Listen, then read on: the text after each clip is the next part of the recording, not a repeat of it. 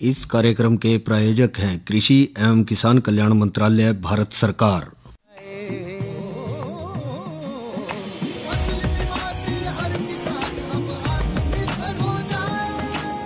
संकट के समय प्रधानमंत्री फसल बीमा योजना किसानों के लिए वरदान है। अब सूखा पड़े या बाढ़ आ जाए कोई डर नहीं, अब ओले पड़े या कीट पतंगे फसल खा जाए कोई फिक्र नहीं, क्योंकि हमने लिया है प्रधानमंत्री फसल बीमा। बुआई से फसल कटाई तक हर जोखिम का दावा, न्यूनतम प्रीमियम पर अधिकतम भुगतान का वादा। योजना से हर साल जुड़ रहे हैं 5 करोड़ से ज्यादा किसान। अब आपकी है बारी। नजदीकी कृषि कार्यालय, सहकारी समिति, बैंक शाखा, अधिकृत बीमा कंपनी या जन सेवा केंद्र में स्वेच्छा से करा सकते हैं पंजीकरण। फसल बीमा पोर्टल या फसल बीमा ऐप द्वारा भी कराया जा सकता है पंजीकरण। प्रधानमंत्री फसल बीमा योजना, आपकी फसलों का संपूर्ण सुरक्षा कवच। कृषि एवं किसान कल्याण मंत्रालय, भारत सरकार। किसानवाणी कार्यक्रम सुनने वाले सारे बहन भाइयों ने वीरेंद्र भाई की राम राम। किसान भाइयों, जैसा आप जाने हैं, आज है दिन मंगलवार और इस दिन हमारा कार्यक्रम रहा है फोन इन, यानी फोन के माध्यम से आप स्टूडियो में उपस्थित हमारे विशेषज्ञ से संपर्क करके अपनी समस्याएं और सुझाव साझा कर सके हैं।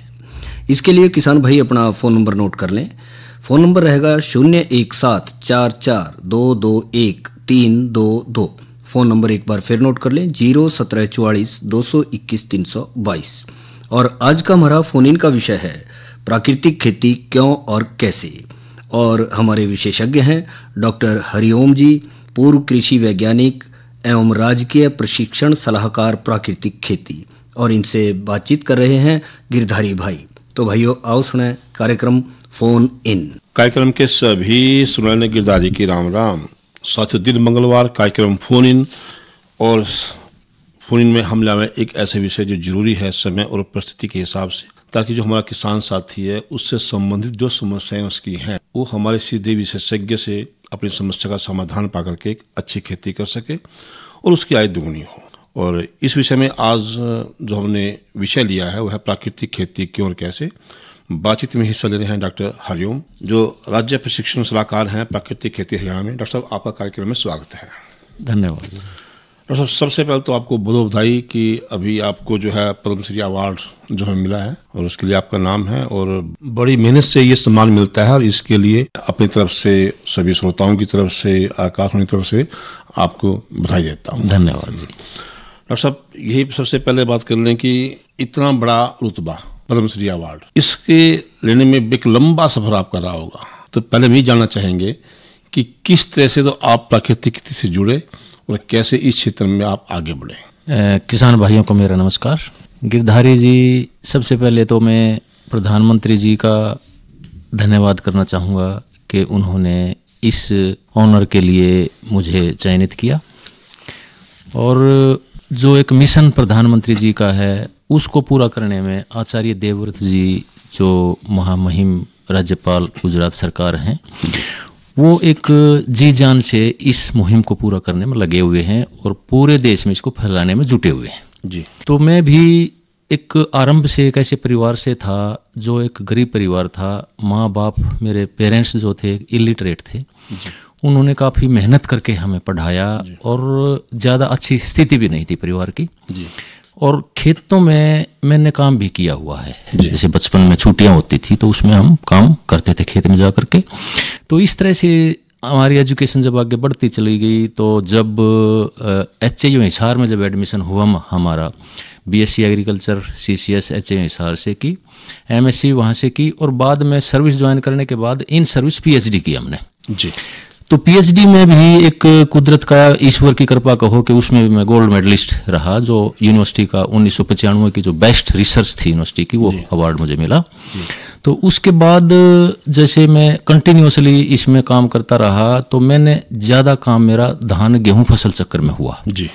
और धान अनुसंधान के अंदर कॉल पे मैं ज़्यादा समय तक रहा जी। 36 साल की सर्विस में लगभग 30 साल मैंने रासायनिक खेती पे काम किया, रिसर्च की जी। 1 साल के लगभग मैं प्रिंसिपल भी रहा जो कॉलेज ऑफ एग्रीकल्चर है कॉल में, HI हिसार का।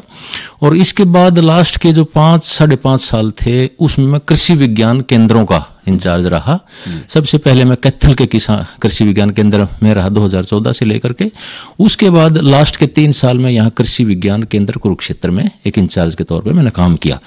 तो जब मैं साइंटिस्ट रहा तो उसमें रासायनिक खेती के लगभग सभी एस्पेक्ट्स पे, सभी इश्यूज पे काम किया, क्योंकि आप जानते हैं कि धान और गेहूं दोनों फसलें ऐसी हैं जिसके ऊपर देश की खाद्यान्न सुरक्षा टिकी हुई है।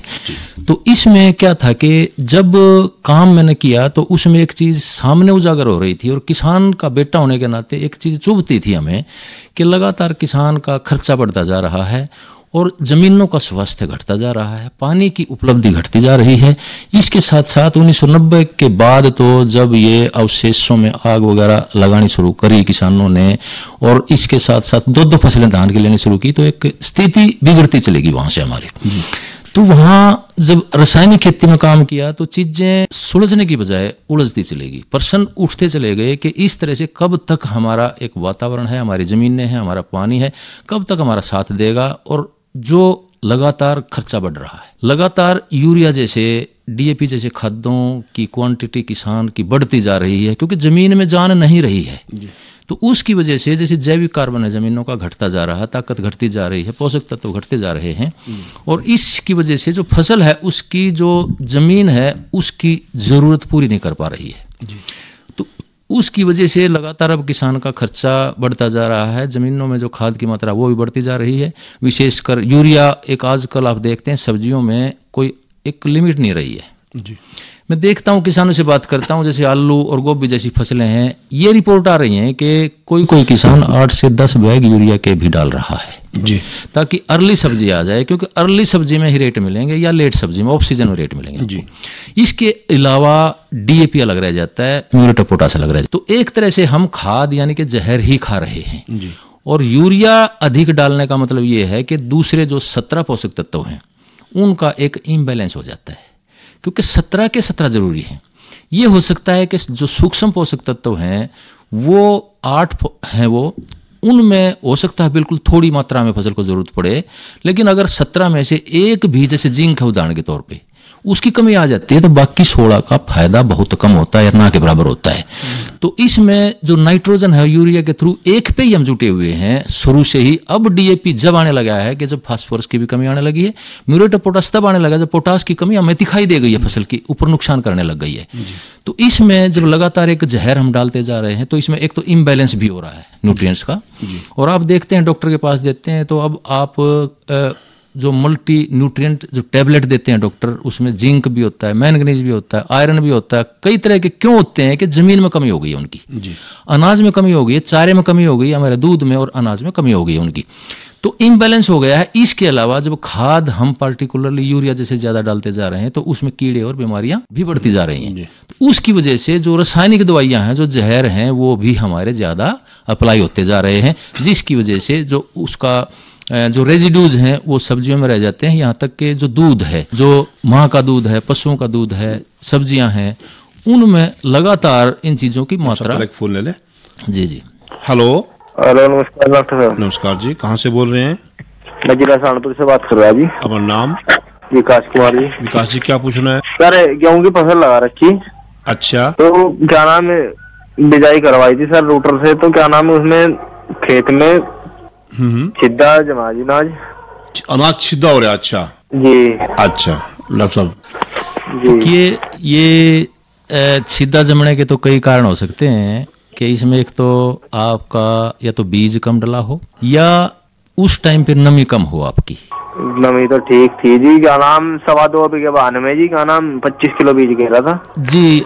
ये भी एक तीसरा भी हो सकता है कि मान लो बान ज्यादा हो आपके खेत में और वो बीज अगर ज्यादा गहराई पे चला जाता है तो भी जमाव में दिक्कत आ जाती है।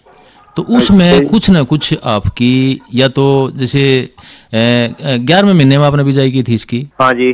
तो टाइम सही था आपका 11वें महीने में, किस लगभग किस टाइम तारीखों में बिजाई ऐसे की थी, क्या नाम 22 के आसपास।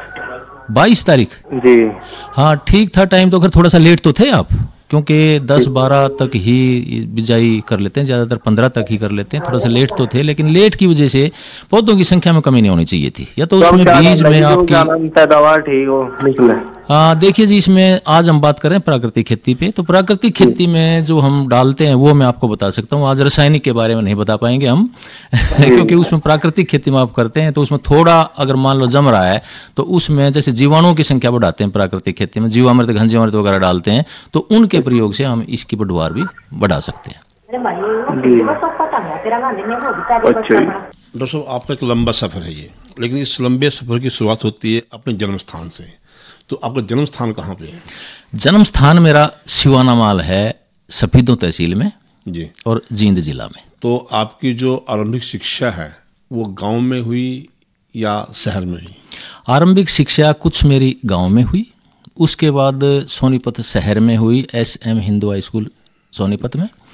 उसके बाद मैं HAU हिसार में BSc एग्रीकल्चर में एडमिशन हो गया था मेरा। जब माता पिता अनपढ़ हों और उसके बच्चे इस बड़े पदे पहुंचते हैं, वो सभी के लिए प्रेरणा स्रोत होते हैं। क्योंकि कुछ ये लोग सोचते हैं कि माँ बाप पढ़े लिखे नहीं थे, हम नहीं पढ़ पाए, लेकिन आप जो है इसका एक एग्जाम्पल होते हैं कि माँ बाप कम पढ़े लिखे हैं, किसान है, और किसान का बेटा इस पद पे पहुंचता है और फिर सेवानिवृत्ति के पश्चात इस जो है सम्मान तक पहुंचता है। तो उन सब के लिए आप एक उदाहरण है। तो इस सारे लंबे सफर के अंदर माँ बाप की भूमिका बहुत बड़ी होती है। बिल्कुल है जी, बहुत बड़ी होती है, क्योंकि जो मेरा खून है उसमें खेती नाम की चीज शुरू से ही बसी हुई है जी, क्योंकि मेरा खुद का प्रैक्टिकल अनुभव है जी। हम जो बचपन में जो ईख होता था या बाजरा होता था, सब तरह की फसलें होती थी उस टाइम पे, या दलहन तिलहन फसलें होती थी, तो उनमें कपास वगैरह होती थी, तो खुद उसमें नड़ाई करते थे हम जी। नड़ाई करके पानी भी लगाते थे। जब नहर का नंबर आता था ना तो उसमें पानी भी लगाया हुआ है, और सारे काम जब हुए हैं तो इसमें एक खून में ही वो चीज़ समाई हुई थी शुरू से लेकर के, और हमें एक अनुभव, उस अनुभव का फायदा भी हुआ थ्रू आउट। दूसरा क्या हुआ कि देखो, किसी भी चीज़ जब घटित होती है तो उसमें वातावरण का एक बहुत बड़ा हाथ होता है जी। उसमें आपके इंस्टीट्यूट का बहुत बड़ा हाथ होता है, उसमें प्लेटफॉर्म का बहुत बड़ा हाथ होता है। तो हम बात है कि उस वातावरण का, संस्था का अपना विशेष महत्व होता है जी। तो इसमें जैसे CCS HM हिसार का जो माहौल था वो शुरू से ही हमें बहुत अच्छा मिला। वहाँ की एजुकेशन एक उत्तम क्वालिटी की रही। डॉक्टर साहब, एक सवाल बीच में और पूछूंगा कि जब पहली बार जब आपका एडमिशन BSc एग्रीकल्चर में हुआ, तब परिवार में क्या वो था, प्रतिक्रिया थी, कितना उत्साह था? देखिए उस टाइम, क्योंकि उस समय जो एक एडमिशन होते नहीं थे इतनी आसानी से, बहुत मुश्किल एडमिशन था। उस टाइम फाइनेंशियल रिसोर्सेज की कमी थी हमारे पास जी। तो जब एडमिशन हुआ तो फादर के पास इतने पैसा नहीं होता था जी। वो जब भी एडमिशन होता था या रजिस्ट्रेशन का टाइम आता था, उसमें ट्राइमेस्टर सिस्टम होता था, तीन महीने के वो सिस्टम होता था जी। तो उसमें वो कहीं से पैसे उधार लेकर के ही हमें देते थे जी। तो जब हम 4 भाई हम पढ़ रहे थे तो एक भाई इस वजह से पढ़ाई भी छोड़ गया था। अच्छा, कि पारिवारिक जो एक फाइनेंशियल क्राइसिस रहता है उसकी वजह से खर्चा उठ हाँ, तो बाद में वो छोड़ गया था। तो दूसरा भाई जब BSc करने के बाद वो भी सर्विस में आ गया था, तो तब मेरी पढ़ाई इसमें स्टार्ट हुई, तो मुझे आगे पढ़ाई उसमें एक अच्छी तरह से बढ़ पाई। तो उसके बाद फिर MSc और PhD तक, MSc के बाद तो मैं सर्विस ज्वाइन कर ली थी, तो उसके बाद तो इन सर्विस PhD की थी। यानी वो घर का वातावरण भी एक जज्बा पैदा कर रहा था कि मुझे इस स्थिति से लड़ना है और एक अच्छे पद पे जाना है। जी जी जी। तो इस सारे प्रोग्राम के अंदर जो है आपकी संस्था का बहुत बड़ा योगदान रहा, परिवार का योगदान रहा, माँ बाप का योगदान तो कोई भूल सकता ही नहीं कभी भी जी। कि हर स्थिति में वो बच्चे की पढ़ाई के लिए सब कुछ करते हैं। तो बाकी जो माध्यम है संचार के, जिसमें आकाशवाणी भी है, और आकाशवाणी कुरुक्षेत्र से आप बहुत लंबे समय जुड़े हो जी जी, इसकी कितनी भूमिका है आपके उस सारे? देखिए जी, जब तक हमारा विचार आकाश में नहीं जाएगा जी, इसका मतलब किसानों तक नहीं पहुंचेगा जी, मीडिया नहीं आएगा, प्लेटफॉर्म नहीं मिलेगा, तो हमारी यूटिलिटी, हमारे ज्ञान का कोई फायदा नहीं होता है जी। इसमें मैं कुरुक्षेत्र कृषि विज्ञान केंद्र में भी रहा, इससे पहले धान अनुसंधान केंद्र कोल में भी रहा। तो आपके प्रोग्राम्स में जैसे शुरू से मैं आता रहा, तो आकाशवाणी के जरिए हमें अपनी जो रिसर्च थी, हमारा अपना ज्ञान था, वो हम किसानों तक पहुंचाने में कामयाब रहे। जिसकी वजह से हेलो, नमस्कार। नमस्कार जी। गिरधारी भाई राम राम। राम राम जी, कैसे हैं आप? जय भगवान, गाँव कैमला से। जी जय भगवान जी, क्या पूछना है? और सरसों बो रहा कि 4 किलो कुछ सर्दी ज्यादा महंगी पाले ना लाग गया। किस चीज की है? सरसों के। अच्छा, क्या कुछ है उपाय? डॉक्टर साहब कोई प्राकृतिक उपाय उसका? प्राकृतिक उपाय बिल्कुल है जी। देखो रासायनिक तो आज हम बताएंगे नहीं, क्योंकि इससे तो एक जहर से दूर जाने का प्रयत्न है हमारा आज, और उससे दूर जाने का ही कोशिश है। तो इसमें देखिए, प्राकृतिक खेती में एक जीवामृत होता है जी। अच्छा। जीवामृत क्या होता है कि एक तरह से सूक्ष्म जीवाणुओं का कल्चर होता है, जामन होता है ये। जैसे आप दूध को जमाने के लिए दही का खट्टा लगाते हैं, वो जामन होता है। वो सूक्ष्म जीवाणु होते हैं जो दूध को जमा देते हैं, सारे को दही बना देते हैं। तो इसमें भी प्राकृतिक खेती भी एक तरह से सूक्ष्म जीवाणुओं की खेती है। इसमें हम खेत में इन चीजों के द्वारा ऐसे काम करते हैं कि खेत में सूक्ष्म जीवाणुओं की संख्या बढ़ जाती है, उसके बाद केंचुओं की संख्या भी बढ़ जाती है। तो ये क्या करते हैं कि जो आसमान में जो 78% नाइट्रोजन आपकी, उसको जमीन में फिक्स कर देते हैं। मैं उदाहरण के तौर पे बताऊंगा आपको। जैसे दालें होती हैं, दालें जैसे मूंग है, उड़द है, चना या ढेंचा है, उनकी जड़ों पे आपने देखा होगा कि खाद की गांठें बन जाती हैं, जो पिंक हैं वो गांठें बन जाती हैं। वो एक तरह का सूक्ष्म जीवाणु होता है जो आसमान की नाइट्रोजन को जड़ों के अंदर, यानी कि नाइट्रोजन का मतलब यूरिया समझो आप, और जो वो नाइट्रोजन है वो आसमान में भरी हुई है 78% है अकेली, यानी कि हम यूरिया के समुद्र में खड़े हैं, लेकिन जमीन में वो सबसे ज्यादा उसी की कमी है। सूक्ष्म जीवाणु ही एक ऐसी चीज ईश्वर ने बनाई है, प्रकृति ने दी है, कि उस नाइट्रोजन को खींच के आपकी जड़ों में, जमीन में फिक्स कर सकते हैं, वो बढ़ा सकते हैं वो। तो इसमें जो आपने प्रश्न किया है सरसों का, सरसों में क्या है कि इसमें जीवामृत हम तैयार करते हैं। उसमें एक दिन की गाय का, देसी गाय का 1 दिन के गोबर और गौमूत्र से जीवामृत तैयार हो जाता है। इसमें एक 200 लीटर का एक ड्रम होता है, प्लास्टिक का ड्रम। उसमें 1 दिन का गोबर होता है, 1 दिन का गौमूत्र होता है, यानी कि लगभग 10 किलो गोबर होता है, और 8 से 10 लीटर गौमूत्र होता है। 1 से 1.5 किलो उसमें कोई गुड़ वगैरह होता है, जैगरी होती है, और 1 से 1.5 किलो कोई बेसन का आटा होता है उसमें। और 50 से 100 ग्राम मिट्टी लेते हैं किसी बड़ या पीपल के नीचे से, या ऐसी जगह से जहां पर कभी हमने यूरिया वगैरह या कोई रासायनिक दवाइयां ना डाली हो, यानी कि वहां से हमें जो सूक्ष्म जीवाणु हैं वो मिलेंगे उस मिट्टी से। तो उसमें ड्रम में लेकर, प्लास्टिक के ड्रम में, इन 500 चीज़ों को मिला के हम पानी से भर देते हैं, और सुबह शाम उसको 2 से 3 मिनट 4 मिनट तक घोलते हैं और छाया में रख देते हैं, ऊपर बोरी ढक देते हैं ताकि उसमें से गैस का भी एक्सचेंज हो जाए। तो उसमें गर्मियों में ये जीवामृत जो है 3 से 4 दिन में तैयार हो जाता है, और सर्दियों में 6 से 7 दिन में तैयार हो जाता है।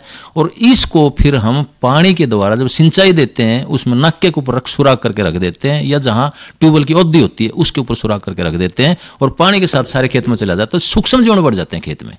अब जो आपकी सरसों का सवाल है, इसमें क्या है कि जो जीवामृत है ये, इसमें ताकत है और इसमें सूक्ष्म जीवाणु भी हैं। तो इसमें अगर आप जीवामृत का स्प्रे करेंगे, जैसे आप आमतौर पे क्या करते हैं कि यूरिया और जिंक या सल्फर का इसमें स्प्रे करते हैं आप, लेकिन इसमें प्राकृतिक खेती में इनकी जरूरत नहीं है, क्योंकि प्राकृतिक खेती की मोटी बात यह है, आपको किस मार्केट में कुछ खरीदने की जरूरत ही नहीं पड़ती है। सब कुछ, सारी चीजें घर पे तैयार हो जाती हैं, बहुत सस्ती चीज है, आपका खर्चा सारा घट जाता है। तो इसमें आप जीवामृत का स्प्रे कर सकते हैं। इस तरह से प्राकृतिक खेती जब शुरू करते हैं तो जीवामृत का आप स्प्रे करते हैं खेत में, तो जो आपकी फसल पीली हुई है और या उसमें फुटाव कम है, तो उसका जो रंग भी बदल जाता है और फुटाव भी बढ़ जाता है।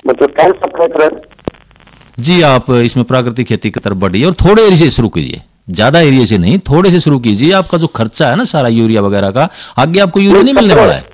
आगे स्थिति स्प्रे कितना करें? स्प्रे एक पहले कर दीजिए आप, उसके अगर जरूरत महसूस हो तो 7 दिन के 10 दिन के बाद दूसरा कर सकते हैं आप। और कीड़े और बीमारियों के लिए नीमास्त्र वगैरह, नीम वगैरह से बन जाता है, घर में ही बन जाता है सारा का सारा। उसमें 10 पानी अर्क वगैरह हैं, कई 3-4। और इसमें एक बात मैं बताना चाहूंगा आपको कि प्राकृतिक खेती पे लगातार ट्रेनिंग चलती है। यहाँ गुरुकुल कुरुक्षेत्र में हरियाणा सरकार का प्रोजेक्ट चल रहा है, तो वहां पर मैं स्टेट ट्रेनिंग एडवाइजर के तौर पे काम कर रहा हूं। रिटायर्ड प्रिंसिपल साइंटिस्ट हूं मैं, कृषि HIU हिसार से। तो वहां पर लगातार 3 दिन की ट्रेनिंग होती है। ये 3 दिन की ट्रेनिंग में किसानों के लिए फ्री रहना और फ्री खाना जो भी दिया जाता है, तो उसमें कोई खर्चा नहीं है। तो 3 दिन के लिए आप वहां ट्रेनिंग अटेंड कर सकते हैं और थोड़े एरिया से शुरू कर सकते हैं।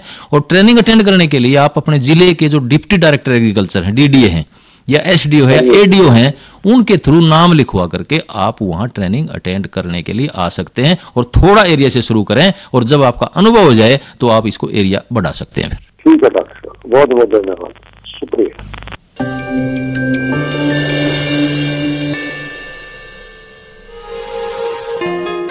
प्रधानमंत्री श्री नरेंद्र मोदी जी का संकल्प है बीज से बाजार तक किसानों की पहुंच बढ़ाना।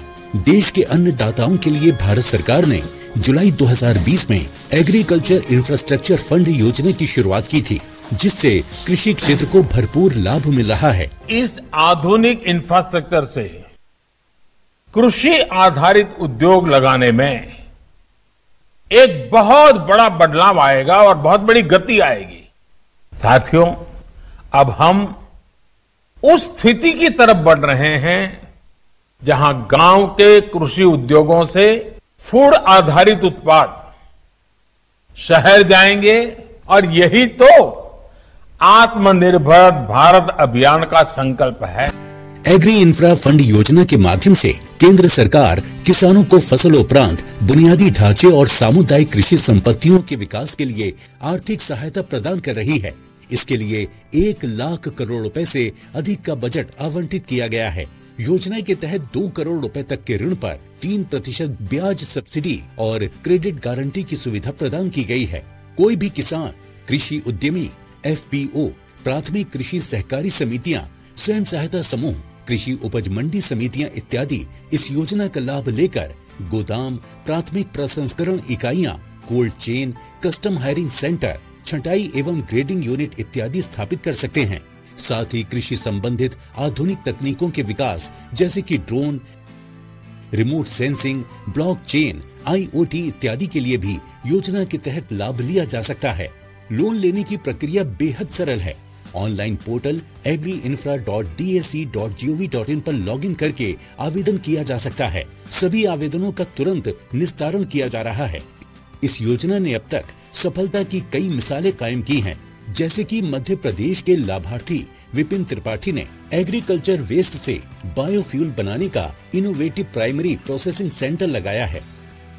तेलंगाना राज्य के कृषि उद्यमी बाला रेड्डी विश्वाराम के स्टार्टअप द्वारा लगाए गए विभिन्न राज्यों में 25 प्रोजेक्ट्स को मात्र 1 दिन के अंदर ही स्वीकृति मिल गई। ये किसानों से कृषि उपज की प्रोसेसिंग कराकर सामान को सीधा बाजार में बेच रहे हैं, जिससे बड़ी संख्या में किसान लाभान्वित हो रहे हैं। 10 स्टेट्स में हम डिस्पैच सेंटर्स को लगा रहे हैं। उसका प्रोजेक्ट कास्ट एक डिस्पैच सेंटर के लिए 5.9 करोड़ है। इसमें हम एग्री इंफ्रास्ट्रक्चर फंड का स्कीम में अप्लाई किया और तुरंत उसका सारा 25 लोकेशंस का अप्रूवल मिल गया। इसी तरह केरल के देवन चंद्रशेखरन इस योजना की मदद से किसानों के लिए स्वदेशी ड्रोन तैयार कर रहे हैं। 200 से ज्यादा किसानों को हमारे बनाए ड्रोन से कम कीमत में फसल निरीक्षण, कीटनाशक स्प्रे जैसी सुविधाएं मिल रही हैं। इससे उनकी आय में वृद्धि हुई है। हिमाचल प्रदेश की ढींगी देवी ने योजना की मदद से ग्रेडिंग और पैकेजिंग यूनिट स्थापित किया है, जिससे गांव के अन्य किसानों को भी लाभ हुआ है। हनुमानगढ़ की गोलूवाला निवादान ग्राम सेवा सहकारी समिति ने योजना का लाभ लेकर बूम स्प्रेयर खरीदा है। इससे लगभग 1 दिन के अंदर ये 125 बीघा स्प्रे करता है और इससे समिति को 6,500 रुपये प्रतिदिन आमदन हो रही है। और इससे हमारा पैक्स परिवार पूर्णतः गवर्नमेंट का तहे दिल से शुक्रिया अदा करता है। अब तक 35,000 से अधिक स्वीकृत प्रोजेक्ट शुरू हो चुके हैं और 27,000 करोड़ रुपए से अधिक के लोन पारित हो गए हैं। इससे कृषि क्षेत्र में क्रांति आ रही है। इस योजना से कृषि का आधुनिकीकरण हो रहा है, रोजगार के नए मौके खुल रहे हैं और एग्री सप्लाई चेन में किसानों की भागीदारी बढ़ रही है। तो आप भी इस योजना का लाभ लेकर अपने और देश के विकास में भागीदार बन सकते हैं। कृषि एवं किसान कल्याण मंत्रालय, भारत सरकार। तो डॉक्टर साहब बात कर रहे थे कि आकाशवाणी की भूमिका आपके सफर में रही है। जी जी, उस पर चर्चा कर रहे थे। और आकाशवाणी कुरुक्षेत्र से आप लंबे समय से जुड़े हुए हैं, लगभग 20 साल तक से भी जुड़ा, यहाँ से भी जुड़ा, तो इनका अपना स्थान तो है। लेकिन जो बात है कि आप चले थे रासायनिक खेती के लिए। जी, आपने एडमिशन रासायनिक खेती के लिया था, प्रचार आपने रासायनिक खेती किया गया था, फिर ऐसी क्या बात हुई कि आपने एकदम से ही ये उसको छोड़कर प्राकृतिक खेती को इतना महत्व दिया और आज प्राकृतिक खेती ने आपको इतना सम्मान दिया जिसके लिए हम सबको बड़ा आपके ऊपर गर्व है? तो ऐसे क्या हुआ? देखिए, रासायनिक खेती ने देश को बहुत कुछ दिया अपने समय पे जी, क्योंकि देश में एक भूखमरी आ गई थी। 1943 में तो लगभग सूखा पड़ने की वजह से 1944 में लगभग 10 लाख लोगों की मौत हो गई थी जी। 1965 में फिर सूखा पड़ गया था। 1966 में बाहर से अनाज मंगवाना पड़ा था हमें जी। तो जब भी सूखा पड़ता था हमारी पैदावार घट जाती थी। इसके साथ साथ क्या था कि रासायनिक खेती ने हमारी मदद तो बहुत करी जरूरत के समय के साथ साथ, लेकिन ऐसी भी अवस्था धीरे धीरे आ गई कि जो किस्में आई थी हरित क्रांति में, धान और गेहूं की, ये किस्में इनको खुराक ज्यादा चाहिए थी, इनको पानी ज्यादा चाहिए था, इनको फर्टिलाइजर वगैरह ज्यादा चाहिए था। तो इनकी वजह से जो हमारा सिस्टम था, जो हमारे प्राकृतिक संसाधन थे, जैसे हमारी जमीन है, पानी है, वातावरण है, ये थकते चले गए धीरे धीरे, इनकी ताकत घटती चली गई। तो उसके बाद इनमें जो पैदावार थी वो भी स्थिरता पर आ गई, खर्चा लगातार बढ़ता चला गया और कीड़े और बीमारियां भी लगातार बढ़ती चली गई। 1980 के दशक में मैं देखता था कि लगभग धान में 1 या 2 तरह की बीमारियां या कीड़े आते थे। एक सीजन में बीमारी आ जाती थी, जैसे ब्लाइट आती थी, कीड़ा आता था तो ऊपर प्लांट ऊपर आ जाता था, ये 2 थी। लेकिन अब बढ़ते बढ़ते कोई गिनती नहीं रही है। इसी तरह गेहूं में कोई भी कीड़ा बीमारी नहीं आती थी, आज गेहूं में भी उनकी मात्रा बढ़ती जा रही है। क्यों बढ़ती जा रही है? कि जमीन की ताकत घटती जा रही है, इसकी इम्यूनिटी थी जो वो घटती जा रही है। तो रासायनिक में एक हमारे टाइम पे मदद तो बहुत ज्यादा करी, लेकिन टाइम के साथ हमारे प्राकृतिक संसाधन उसमें थकते चले गए। तो उसके बाद एक इशू आया जैविक खेती का कि जैविक खेती की तरफ मुड़ा जाए, लेकिन जैविक खेती से भी इलाज नहीं आया, क्योंकि जैविक खेती में पैदावार में घटोतरी होती थी। तो इसमें धीरे धीरे क्या होता था कि ये भी एक मार्केट बढ़ता चला गया इसका बहुत ज्यादा, और खर्चा कम नहीं हुआ, बढ़ता चला गया, क्योंकि इसमें गोबर और केंचुए खाद जैसी चीजों का इस्तेमाल होता था। और आप देखते हैं केंचुए की खाद लगभग 6 से 10 रुपए किलो तक बिक रही है। और जब किसान किसी फसल की जरूरत पूरी करता है, जैसे धान की फसल है, गेहूं की फसल है, उसमें जैसे 60 किलो नाइट्रोजन की जरूरत होती है प्रति एकड़, उसको पूरी करने के लिए अगर वो केंचुए की खाद के थ्रू या गोबर की खाद के थ्रू अगर उसकी पूरी करता है, तो इतना खाद और केंचुए की खाद चाहिए कि आपकी 60,000, 80,000, लाख रुपए तक भी खर्चा हो जाएगा उसमें। और दूसरा क्या है कि उसमें जैविक खेती में बीमारियां, कीड़े बहुत ज्यादा आते हैं, घास का बहुत ज्यादा प्रकोप रहता है।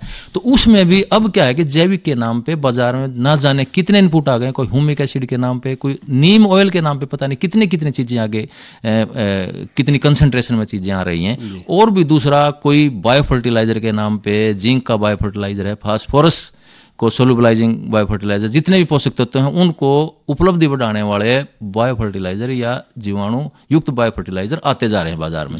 यानी कि उसमें भी लगातार खर्चा बढ़ता जा रहा है, पैदावार नहीं मिल रही है किसान को। फिर भी हाँ, इसमें बिचौलिया फायदा उठा रहा जरूर भी, जो बिचौलिया है वो किसान से खरीद के और आगे महंगे दामों पर बेच देता है। तो इसमें भी खर्चा कम नहीं हुआ और पैदावार भी नहीं बढ़ी। तो इसलिए अब प्राकृतिक खेती पे क्यों आया मैं, जब कुरुक्षेत्र में आया तो आचार्य देवव्रत जी इस पे ऑलरेडी काम कर रहे थे। तो इसमें यहाँ गुरुकुल कुरुक्षेत्र में 180 एकड़ जमीन है। 180 के पूरे एरिया में प्राकृतिक खेती पद्धति से खेती की जाती है। और इसमें आपको जान के खुशी होगी कि एक भी दाना रासायनिक का, यूरिया का या खादों का या दवाइयों का इस्तेमाल नहीं होता है, सारा ही प्राकृतिक खेती में है। और पैदावार किसानों से ज्यादा हो रही है, विशेषकर धान और गन्ने की पैदावार तो इतनी हो रही है कि आसपास के किसानों से ज्यादा हो रही है। तो वो थोड़ा बहुत एक आध इश्यू है, तो उस पर हमें काम कर रहे हैं और रिसर्च के स्तर पे भी काम करने की जरूरत है। बाकी इसमें एक बात पक्की है कि पैदावार में गिरावट नहीं आती है। जैसे जैविक खेती में पैदावार में गिरावट आती है, रासायनिक खेती में पैदावार बढ़नी बंद हो गई है, खर्चा बढ़ता जा रहा है। इसमें 1-1.5 हज़ार रुपये खर्चा आपका किले का आता है। रासायनिक खेती में आपका खर्चा 12 से 15 और 20 हज़ार रुपये तक एकड़ का आता है। और जैविक खेती में तो और भी ज़्यादा आता है मैं कहता हूँ, और पैदावार भी नहीं मिलती है। तो प्राकृतिक खेती एक ऐसी खेती है कि किसान को बाजार में जाने की भी जरूरत नहीं है, घर पर ही सारी चीज़ें तैयार हो जाती हैं। और कोई भी बच्चा भी तैयार कर सकता है, कोई महिला भी तैयार कर सकती है घर की, और जो खाली आदमी है, कोई बुजुर्ग आदमी है, वो भी इसको तैयार कर सकता है। बैठ के ड्रम है जैसे, उसमें 2 मिनट 4 मिनट सुबह शाम घोलना होता है, ढक देना होता है। और घन जीवामृत भी इसी तरह से सूखे जो गोबर के खाद से तैयार हो जाता है। और नीम वगैरह से जो कीड़े और बीमारियों की और खट्टी लस्सी जैसी चीजें बीमारियों कंट्रोल में प्रयोग होती हैं। गौमूत्र जैसे इसमें बहुत एक काम की चीज है जो प्रयोग होती है, क्योंकि गौमूत्र का आप देखते हैं कि आयुर्वेद में भी जैसे बहुत यूज होता है, तो वो भी यहाँ भी कंट्रोल करता है कीड़े बीमारियों को। तो डॉक्टर कहने का मतलब ये है कि उस समय रासायनिक खेती की मांग थी, परिस्थितियां ऐसी थी हमारे पास जी, और अब परिस्थितियां ऐसी हैं कि हमें रासायनिक खेती छोड़कर प्राकृतिक खेती जाना ही पड़ेगा, हटना पड़ेगा जी, रास्ता ही नहीं है कोई भी। तो हमारा जो देखो ऐसा है, जो एक IPCC है, inter governmental panel of climate change, जो क्लाइमेट चेंज आपका जो बदलता जा रहा है जलवायु परिवर्तन पे, उसका पैनल है, एक कमेटी है, उसने ये कह दिया है कई सालों पहले कि जो जैसे हालात हमारे पंजाब हरियाणा के हैं, धान गेहूं फसल चक्र पानी का यूज हो रहा है, तो उसने ये कह दिया कि यहाँ मरुस्थलीकरण शुरू हो चुका है जी, डेजर्टिफिकेशन शुरू हो चुका है। आने वाले टाइम में ये चीजें इसी तरह अगर पानी का यूज होता रहा तो ये रेगिस्तान की तरफ हम जा रहे हैं। तो डॉक्टर हरिओम जी, अब हमारे स्टूडियो में आए और आपने बहुत अच्छी जानकारी अपने बारे में और इस पूरी सफर के बारे में दी, इसके लिए आपका बहुत बहुत धन्यवाद।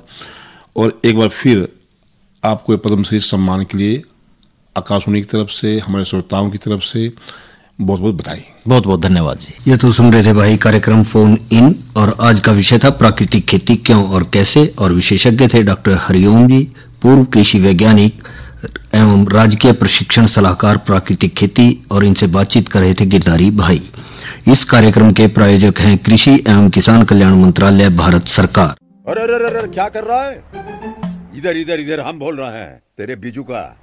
उतला बोल रहा है? पक्षियों से तो हम खेत को बचा लेते हैं, पर इन घातक रसायनों से कैसे बचाएं? मतलब? देख बेटा, तू जो ये अंधाधुंध रसायन मिलाता है ना, मिट्टी की सेहत बिगड़ने लगी है, और जब माटी ही कमजोर पड़ जाएगी तो उपज कैसे सेहतमंद होगी? अरे पहले ऐसा नहीं था, पूछना अपने बड़े बुजुर्गों से, कैसे फसल लहलहाती थी, शुद्धता झलकती थी, हाँ, माटी भी तंदुरुस्त और लोग भी। पहली वाली बात कहाँ? पर अब तो सब यही डाले हैं। सब नहीं, आज भी लाखों जागरूक किसान परंपरागत विधि से फसल उगा रहे हैं, खर्चा कम और उपज की कीमत भी बेहतर पा रहे हैं। सच है? रे बेटे, एक्सपीरियंस से बता रहे हैं, धूप में बाल सफेद नहीं किए हैं। हाँ। ठीक है भाई, मैं भी आज से जैविक खेती शुरू करूंगा। माटी से प्रेम की परंपरा है, परंपरागत खेती। और इसी के साथ हमारे आज के किसान वाणी कार्यक्रम का समय समाप्त है, तो इसी के साथ वीरेंद्र भाई और गिरधारी भाई ने इजाजत दो। अच्छा भाइयों, राम राम।